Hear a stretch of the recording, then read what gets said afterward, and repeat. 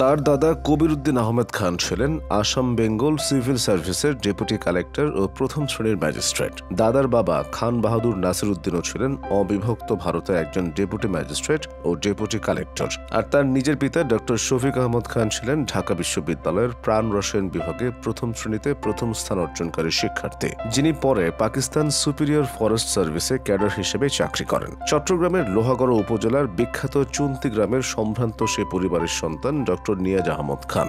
ঢাকা বিশ্ববিদ্যালয়ের ৩০তম উপাচার্য হিসেবে তিনি দায়িত্ব পালন করবেন ঢাবির উন্নয়ন ও অধ্যয়ন বিভাগে, অর্থাৎ ডেভেলপমেন্ট স্টাডিজের গ্রেড 1 অধ্যাপক। এর আগে বেসরকারি ইন্ডিপেন্ডেন্ট ইউনিভার্সিটির প্রো-ভিসি এবং ভিসি পদে ছিলেন তিনি। এছাড়া ঢাবি ডেভেলপমেন্ট স্টাডিজ বিভাগের বিভাগীয় প্রধান, ব্র্যাক ইউনিভার্সিটির গভর্নেন্স অ্যান্ড ডেভেলপমেন্টের সিনিয়র একাডেমিক অ্যাডভাইজার এবং ডেভেলপমেন্ট রিসার্চের নির্বাহী পরিচালক হিসেবেও দায়িত্ব পালন করছেন। তিনি বিশ্ব ব্যাংক, জাতিসংঘ, এশিয়ান ডেভেলপমেন্ট ব্যাংক, আমেরিকান আন্তর্জাতিক উন্নয়ন সংস্থা, যুক্তরাজ্য সরকারের বিভিন্ন পরিকল্পনা ও কর্মসূচিতে উপদেষ্টা ও পরামর্শক হিসেবেও দায়িত্ব পালন করেছেন। পড়াশোনায় ডক্টর নিয়াজ বরাবরই সেরা। এসএসসিতে মানবিক বিভাগে কুমিল্লা বোর্ডে প্রথম, এইচএসসিতেও ধারাবাহিকতা বজায় রেখে ফের প্রথম।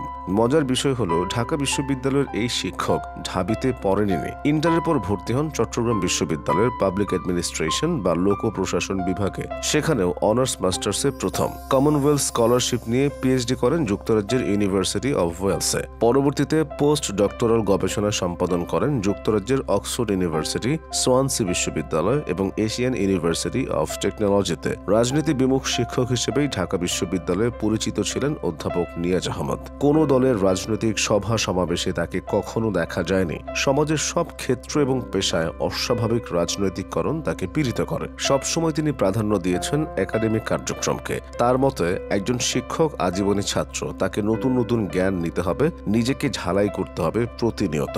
বই কিংবা থিওরির পাশাপাশি নিজের ইন্ডাস্ট্রির সাথেও সম্পর্ক তৈরি করতে হবে, বুঝতে হবে ইন্ডাস্ট্রি প্র্যাকটিস। তিনি শুধু পুঁথিগত বিদ্যাতেই নিজের জ্ঞানকে সীমাবদ্ধ রাখেননি। স্নাতকোত্তরের পর ইন্টার্নশিপ করেছেন ওয়ার্ল্ড ব্যাংকে, ম্যানেজমেন্ট ট্রেনি হিসেবে কাজ করেছেন পল্লী কর্মসহায়ক ফাউন্ডেশন বা পিকেএসএফ এ। সেখানে কাজ করার সময় ঘুরেছেন দেশের আনাচে কানাচে, মানুষের সাথে মিশেছেন, চা দোকানে গল্প করেছেন, ভ্যানে চড়ে চষে বেরিয়েছেন নানা প্রান্তরে। তাত্ত্বিক জ্ঞানের সাথে বাস্তবতা বা মাঠ পর্যায়ের ফারাক কি বা কতটুক বোঝার চেষ্টা করেছেন। আজও চেষ্টা করে যাচ্ছেন দুইয়ের মধ্যে যোগসূত্র তৈরি করতে। 2 বছর পিকেএসএফ এ কাজ করেই অপারেশনস ম্যানেজারের পদে পদোন্নতি পান তিনি। এরপর বাবার ইচ্ছায় শিক্ষকতা পেশায় আসেন অধ্যাপক নিয়াজ। তবে সময় পেলেই বারবার এনজিও বা উন্নয়ন কর্মে জড়িয়েছেন নিজেকে।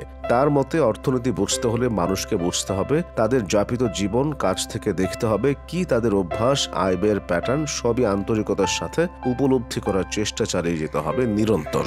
চট্টগ্রাম বিশ্ববিদ্যালয়ের লোক প্রশাসন বিভাগ থেকে অধ্যাপক নিয়াজ 2006 সালে ঢাকা বিশ্ববিদ্যালয়ের উন্নয়ন ও অধ্যয়ন বিভাগে যোগদান করেন। ডেভেলপমেন্ট স্টাডিজের মৌলিক বিষয়গুলোর একটি লোক প্রশাসন, সেজন্য 2005 সালে বিভাগটি খোলা হলে এখানে তাকে নিয়ে আসা হয়। এরপর 2012 থেকে 2015 সাল পর্যন্ত তিনি এই বিভাগের চেয়ারম্যান হিসেবেও দায়িত্ব পালন করেন। তিনি 2 শতাধিক গবেষণামূলক প্রবন্ধ ও বইয়ের রচয়িতা। তার তত্ত্বাবধানে দেশে এবং বিদেশে পিএইচডি গবেষণা করেছেন 17 জন। ঢাবির এই নতুন উপাচার্য মাঝে মাঝে হতাশ হন। 22 লক্ষ গ্রাজুয়েট প্রতি বছর চাকরির বাজারে প্রবেশ করে, অথচ সরকারি হিসাব মতে চাকরির সুযোগ আছে মাত্র 1,56,000। এই বিশাল জনগোষ্ঠীকে কর্মক্ষেত্রে আনতে ব্যবসায়িক উদ্যোগ বা সরকারি প্রেরণাও কম। আবার তিনি আশাবাদী হন এদেশের মানুষের অদম্য মনোবল দেখে। মনে করেন অতি রাজনীতিকীকরণের দুষ্ট চক্র সরিয়ে দিতে পারলে এই অদম্য স্পৃহা থেকেই বাংলাদেশ এগিয়ে যাবে বহু বহু দূর।